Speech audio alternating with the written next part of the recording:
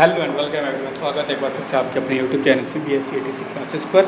तो आज की इस वीडियो में हम अपने चैप्टर नंबर 2 क्लास 8 का जो माइक्रो ऑर्गेनिज्म फ्रेंड एंड फो है, इसका हम आगे का पार्ट करने वाले हैं। पिछले वीडियो हमने microorganism as a friend तक पूरा पढ़ लिया था।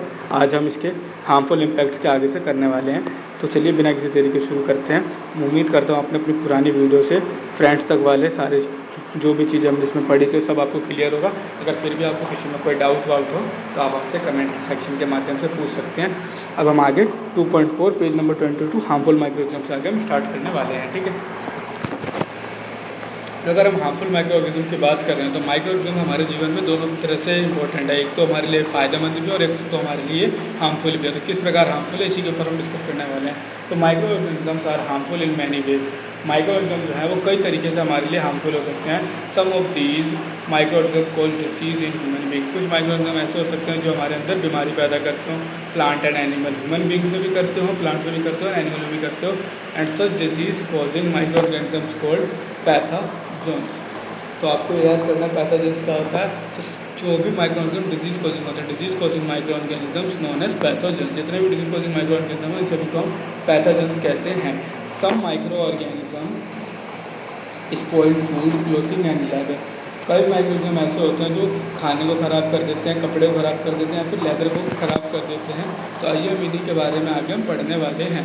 तो disease causing microorganism in human, तो इंसानों के बारे में पहले दे रखा है। Pathogen enter our body through the air we breathe, the water we drink और द फूड वी ईट। जितने पैथोजन होते हैं हमारे शरीर में, ह्यूमन बींग के शरीर के अंदर कुछ इस प्रकार एंटर होते हैं। जो भी पानी हम पीते हैं, जो भी खाना हम खाते हैं, या फिर जो भी हवा हम सांस ले रहे होते हैं, इनके माध्यम से हमारे शरीर में एंटर होते हैं। They can also get transmitted by direct contact. ये डायरेक्ट कॉन्टैक्ट से भी हमारे शरीर के अंदर ट्रांसमिट, डायरेक्ट मतलब ये हाथ से हाथ मिलाना, या फिर आपने किसी से गले मिले, हग करा, तो उससे भी हमारे अंदर इस ट्रांसफ़र हो सकते हैं विद एन इन्फेक्टेड पर्सन और कैरिड बाय एन एनिमल। चाहे किसी इन्फेक्टेड पर्सन के साथ हो या फिर जिस भी एनिमल के पास ये कैरी हो रखा है उससे हमारे शरीर में आ सकता है। ये तो हो जाता है किस प्रकार हमारे में आता है। फिर ये इंपॉर्टेंट है, ये पहले हाईलाइट कर देता हूँ फिर आपको बताता हूँ। Microbial disease that can spread from an infected person to a healthy person. वो माइक्रोबल डिसीज़ या फिर वो माइक्रो ऑर्गेनिज्म से होने वाली बीमारियाँ जो स्प्रेड हो सकती हैं, फैल सकती हैं एक इन्फेक्टेड पर्सन से किसी एक हेल्दी पर्सन में थ्रू एयर, वाटर, फूड और फिजिकल कांटेक्ट। इन माध्यमों से आर कोल्ड कम्युनिकेबल डिसीज़। इन बीमारी को हम कम्युनिकेबल डिसीज़ या फिर हिंदी में संचरणीय रोग कहते हैं। Example of such disease include cholera, common cold, chicken pox and tuberculosis. इन बीमारी के कुछ एग्जाम्पल हमारे को दिखा रखे हैं, जिसमें सबसे पहले दे रखा है कोलेरा। कोलेरा एक बीमारी होती है। कॉमन कोल्ड मतलब आमतौर पर मुझे सर्दी लगती है वो बीमारी, चिकन पॉक्स हो जाना, या फिर ट्यूबरक्लोसिस को टीबी बोलते हैं। तो ये सारी बीमारियाँ जो हैं हमारी कम्युनिकेबल डिसीज़ के ही एग्जाम्पल हैं। When a person is suffering from common cold, sneezes, fine droplet of moisture carrying thousands of virus can spread in the air। जब कोई बंदा कॉमन कोल्ड से पीड़ित हो या फिर बीमार हो, कॉमन कोल्ड हो रही है, सर्दी हो रही है, और अगर वो आपके ऊपर छींक देता है, स्नीज करता है, और अगर कुछ भी ड्रॉप्स मॉइस्चर में मिक्स हो जाते हैं तो ये हवा में मिक्स हो गए मतलब, तो ये पूरे हवा के अंदर फैल जाती हैं। एंड द वायरस में enter the body of a healthy person while breathing and cause infection. फिर ये जो वायरस है ये हवा के माध्यम से जो व्यक्ति सांस ले, फॉर एग्जांपल हमें बीमार नहीं, हम बढ़िया अच्छे खासे चल रहे हैं, किसी व्यक्ति को खांसी सर्दी हो रखी थी, उसमें मान लो आपके रूम के अगल बगल में रहता है, उसमें आपकी छींकी घर के बाहर, अब क्या वो वहाँ से जो हवा आ रही है ना, उस हवा में इसके जिसने छींका ना, तो इसके अंदर जो इसके बीमारी के कुछ जो पैथोजेंस थे ये हवा में मिक्स हो गए और ये अब हमारे शरीर तक आ जाएंगे वहाँ से। तो इससे भी हमारे को बीमारी हो सकती है, ठीक है, क्योंकि हम हवा सांस लेंगे, उस हवा के अंदर मिक्स हो चुके तो हमारे तक ये पहुँच सकता है ईजिली। ठीक, इसके बाद आता है there are some insects and animal which act as carriers और डिसीज कॉजिंग माइक्रोब्स। हमारे पास कुछ इंसेक्ट्स या फिर कुछ एनिमल्स ऐसे होते हैं जो कि कैरियर्स के रूप में काम करते हैं या फिर डिजीज़ कॉजिंग माइक्रोब्स होते हैं, मतलब कि डिजीज़ करने वाले यही होते हैं, मतलब कह सकते हो पैथोजन होते हैं जिनसे बीमारी हो रही है, और कैरियर्स जो बीमारी को कैरी करके लेके आ रहे हैं। अभी एग्जाम्पल के माध्यम से आपको समझाता हूँ, फिर आपको ज़्यादा बेटर होगा। बीच में कुछ खास था नहीं इसलिए मैं यहाँ पे आ गया। अगर आपको पता हो तो कैरियर का एग्जाम्पल दे रखा है इन्होंने, एनाफिलिस मॉस्किटो जो कि पैरासिट ऑफ मलेरिया है, और फीमेल एडीज मॉस्किटो जो कि एक डेंगू वायरस लेके आता है, डेंगू बीमारी लेके आता है। तो ध्यान से देखिए, मलेरिया हमारा एनाफिलिस फीमेल एनाफिलिस दे रही है, और डेंगू जो है हमारा फीमेल एडिस दे रहा है। तो फीमेल एनाफिलिस और फीमेल एडिस हमारे पास लेके आ रहे हैं, तो ये दोनों क्या हो गए, हमारे कैरियर का काम कर रहे हैं, ठीक। और वहीं दूसरी तरफ ये वायरस होने वाली है, तो वायरस क्या है, इसके लिए पैथोजन है। और जो हमारा मलेरिया है ये आई थिंक प्रोटोजोआ से होता है, तो ये प्रोटोजोआ क्या है, इसका वो हो जाएगा हमारा पैथोजन, ठीक है। कुछ इस प्रकार एक होता है ना, जैसे असामान्य भाषा में बोलते, एक होता है सवारी, एक होता है सवार। तो सवार वो है जो बीमारी लेके आ रहा है, और सवारी जो लेके आ रहा है, तो कैरियर हो गया। सवारी जो सामान को लेके आता है, कैरियर जो बीमारी लेके आ रहा है, और पैथोजन जो बीमारी दे रहा है हमको, ठीक। इसके बाद कुछ बेसिक वो स्टेप्स बता रखे हैं कि किस प्रकार हम डेंगू और मलेरिया को कंट्रोल कर सकते हैं। इसका सिंपल सा एक ही रीज़न है कि डेंगू और मलेरिया जो होता है मच्छर से होते हैं भैया। मच्छर आप पैदा ही होने मत दीजिए। मच्छर पैदा होते हैं हमारे स्थिर वाटर में या फिर स्टैग्नेंट वाटर में, तो आप पानी कहीं पे इकट्ठा होने मत दीजिए, साफ़ पानी। और कोशिश करते रहिए कि पानी अगर इकट्ठा भी हो रहा है तो उसके अंदर आप कैरोसिन ऑयल वगैरह डाल रहे हैं। अपने घरों के अंदर आप इस चीज़ का ख्याल रखिए कि जितने भी इंसेक्टिसाइड्स आते हैं, वो आजकल मार्केट में कई सारे स्प्रे चलते हैं ना, जिनसे मच्छर मर जाते हैं, उन स्प्रेज का यूज़ करें और अपने शरीर पर लोशन वगैरह लगाएं, जिससे कि मच्छर आपको ना काटे। Some common human disease caused by microorganism, ये बहुत इंपॉर्टेंट चार्ट है आपके लिए। कुछ डिसीज़ के बारे में दे रखा है जो हमारे को माइक्रो ऑर्गेनिज्म से ही होते हैं। Tuberculosis, Meselson, chickenpox, polio. Tuberculosis bacteria से हो गए, बाकी ये तीनों हमारे वायरस से हो रहे हैं, और चारों के चारों कहीं ना कहीं हमारे एयर से फैलते हैं। और बाकी नीचे के चिकनपॉक्स और जो वाडी है पोलियो है, एक कॉन्टैक्ट से और एक वाटर से ही फैलता है। तो इन सभी बीमारी में अगर आप देखोगे तो बैक्टीरिया और वायरस से हो रहा है। तो इन सभी बीमारी को आइसोलेशन यूज़ करना चाहिए। आइसोलेशन का मतलब यह है कि आपको एक रूम में बाकी लोगों से अलग हो जाना चाहिए जब तक आप ठीक ना हो जाइए। नहीं कि आप कुछ भी नहीं, हल्का फल्का जो नीडेड चीज़ें हैं वो आप बाहर से कर ले, दूरी बना करके, कांटेक्ट में ना आने की जितनी ज़्यादा उसकी कोशिश करें। और वैक्सीनेशन, अगर एज हो चुकी है उस बीमारी की वैक्सीनेशन लेने की, तो आप वैक्सीनेशन ले लीजिए। फिर आता है बैक्टीरिया से होने वाली दो बीमारी दे रखी है, एक दे रखा है हमारे को कॉलेरा और एक दे रखा है हमारे को टाइफाइड। तो कॉलेरा और टाइफाइड बैक्टीरिया से होते हैं, पानी के माध्यम से फैलते हैं, और ध्यान से देखा जाए तो ये गंदगी से होती है कहीं ना कहीं बीमारी। तो हमारे को अपने पर्सनल हाइजीन बना के रखना चाहिए, अच्छी सैनिटरी हैबिट्स रखनी चाहिए, हमारे को कंज्यूम करना चाहिए प्रॉपर कुक्ड फूड, अच्छे से पका हुआ खाना खाना चाहिए, एंड बोल्ड ड्रिंकिंग वाटर, और उबला हुआ पानी पीना चाहिए, और वैक्सीनेशन करवा लेना चाहिए जितनी जल्दी हो सके। हेपेटाइटिस ये वायरस से होता है जो कि एक पानी से फैलने वाली बीमारी है, इसके अंदर हमारे को गर्म पानी पीना चाहिए और वैक्सीनेशन होनी चाहिए। मलेरिया जो कि प्रोटोजोआ से होता है, लेके कौन आता है भैया, तो हमारे पास मॉस्किटो लेके आता है, तो हमारे को मॉस्किटो नेट यूज़ करना चाहिए, जिसको हिंदी में मच्छरदानी बोलते हैं। Spray insecticide control breeding water to collect them, पानी कहीं पे इकट्ठा ना होने दें और स्प्रे वगैरह का यूज़ करते रहें। ये तो हो गए थे हमारे इंसानों के अंदर। इसके बाद आ जाता है disease causing microbes in animal. Animal में भी डिसीज़ होती है माइक्रो ऑर्गेनिज्म, तो किस प्रकार होती है कुछ यहाँ दे रखा है। Several micro organism not only cause disease in human and plant but also in other animals. कई सारे जो हमारे माइक्रोऑर्गेनिज्म डिसीज़ हैं, ये सिर्फ और सिर्फ हमारे ह्यूमन और प्लांट में नहीं होता, ये एनिमल्स में भी होता है। For example anthrax is a dangerous human and cattle disease caused by bacterium. उदाहरण के लिए एंथ्रेक्स जो है काफ़ी डेंजरस डिसीज़ है, जो कि ह्यूमन और कैटल दोनों में होता है, जो कि बैक्टीरिया की वजह से होता है। तो इसमें आपका एमसीक्यू वगैरह में आ जाता है, एनिमल्स में होने वाली बीमारी का नाम बताइए, या फिर एंथ्रेक्स किसको होती है तो आपको बताना पड़ेगा। कैटल्स वगैरह को ज़्यादातर होती है, ठीक। फिर आगे disease causing microbes in plant. Plant में होने वाली बीमारी, प्लांट में होने वाली बीमारी का हमारे को चार्ट दे रखा है, चार्ट के माध्यम से समझते हैं। सबसे पहले डिजीज़ का नाम दे रखा है सिट्रस कैंकर। सिट्रस कैंकर जो होता है बैक्टीरिया से होता है और ये हवा से फैलता है। दूसरा में दे रखा है rust of wheat. Rust of wheat जो होता है माइक्रोऑर्गेनिज्म जिससे होता है वो होता है हमारा फंगी से, और ये फैलता कैसे, तो एयर और सीड्स की मदद से फैलता है। येलो वेन मोसिक ऑफ भिंडी या फिर ओकरा, भिंडी वगैरह पे येलो कलर का छा जाना, ये वायरस से होता है, जो कि एक इंसेक्ट्स की मदद से ट्रांसमिशन हो रहा होता है। तो यहाँ तक तो थी आपकी बीमारी। इसके बाद हमारा टॉपिक आता है फूड पॉइजनिंग। अब फूड पॉइजनिंग क्या होता है ये बता देते हैं हम आपको। Food poisoning could be due to the consumption of food spoiled by some microorganism. Food poisoning में तब होती है जब हम ऐसा खाना कंज्यूम कर लेते हैं, मतलब कि ऐसा खाना हम खा लेते हैं जो कि स्पॉइल हो रखा है, मतलब कि सड़ रखा है, बाय सम माइक्रो ऑर्गेनिज्म। कुछ माइक्रो ऑर्गेनिज्म की वजह से वो खाना सड़ चुका है। Micro organism that grow on the food sometimes produce toxic substances. These make the food poisonous, causing serious illness and even death.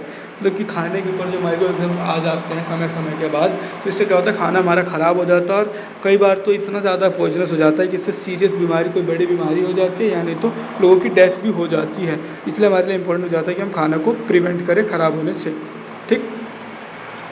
अब कैसे ख़राब होने से बचाएंगे, तो हमारा आता है प्रिजर्वेशन। तो प्रिजर्वेशन का कुछ इस प्रकार से होता है। प्रिजर्वेशन का मतलब होता है खाने को बचाना, ठीक है। To preserve food for getting spoiled. Simply भाषा में अगर मैं बोलूँ, preservation means preserve the food for getting spoiled, खाने को सड़ने से आप बचा रहे हैं, जिसको प्रिजर्वेशन कहते हैं। ठीक है, the process by which will preserve our food for getting spoiled is known as preservation. Preservation के माध्यम से हम अपने खाने को सड़ने को बचाते हैं। ठीक है, फिर हमारे पास एक नया वर्ड दे रखा है प्रिजर्वेटिव्स। प्रिजर्वेटिव्स क्या होते हैं? प्रिजर्वेटिव्स वो होते हैं जिनकी मदद से, या फिर वो तरीके होते हैं या वो प्रोसेस होते हैं जिनकी मदद से हम अपने खाने को बचा रहे हैं। जैसे कि अगर आप अपने सब्जी को फ्रिज में रखा है कि सुबह तक ख़राब ना हो, तो प्रिजर्वेटिव आपका यहाँ पे कहीं ना कहीं फ्रिज हो गया, या फिर ठंडा करके रख रहे हो ना, तो प्रिजर्वेटिव आपका ठंडा करने का जो भी विधि है वो हो जाएगा। बचाने का जो तरीका होता है उसको हम प्रिजर्वेटिव्स कहते हैं। तो कुछ हमारे को प्रिजर्वेटिव के तरीके दे रखे हैं, तरीके को समझते हैं। सबसे पहले दे रखा है प्रिजर्वेशन बाय कॉमन सोल्ट, जो हमारा खाने वाला नॉर्मल नमक होता है उससे किस प्रकार हम बचा सकते हैं। तो कॉमन सोल्ट की मदद से हम प्रिजर्व करते हैं meat, fish and for ages. मछली को, मीट को और मांस, मछली और मांस को हम कुछ समय के लिए बचाते हैं। Meat and fish are covered with dry salt to check the growth of bacteria.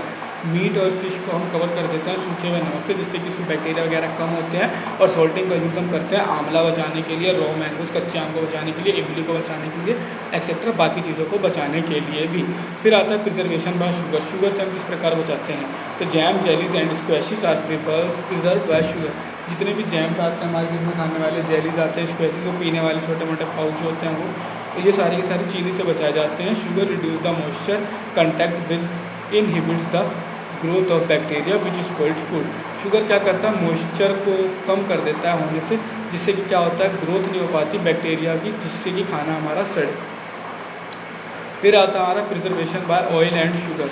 अब चीनी, oil and vinegar, oil and vinegar से आप किस प्रकार बचाएंगे? Use of oil and vinegar prevent spoilage of pickles because bacteria can not live in such an environment.